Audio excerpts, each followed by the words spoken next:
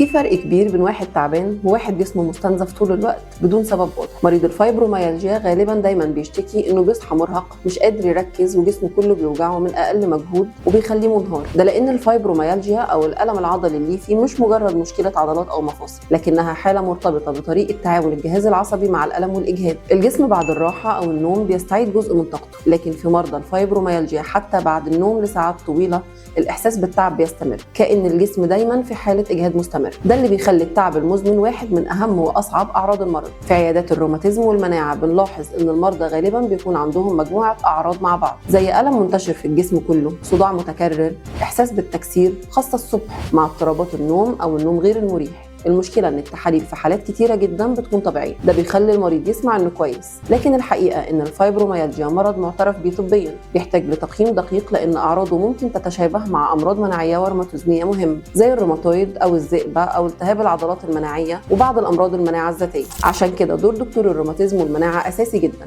لان التشخيص هنا مش بس بيعتمد على تحليل واحد، لكن على فهم طبيعة الالم والتعب ومدة الاعراض، تأثيرها على الحياة اليومية، واستبعاد أي مرض عضوي أو مناعي آخر. كمان ممكن نفهم إن العامل النفسي والتوتر المزمن ممكن يزيدوا الأعراض بشكل كبير، لأن الجهاز العصبي في الفايبروميالجيا بيكون أكتر حساسية للألم والإجهاد. أما العلاج فمش قائم على المسكنات فقط، العلاج الحقيقي بيكون خطة متكاملة تشمل تحسين جودة النوم، تقليل التوتر، تنظيم النشاط البدني بشكل تدريجي، علاج أي اضطرابات مصاحبة زي القلق أو اضطرابات النوم، أو أدوية تساعد على تنظيم استجابة الجهاز العصبي للألم. والهدف من العلاج مش بس تقليل الألم، لكن استرجاع القدرة على ممارسة الحياة بشكل طبيعي.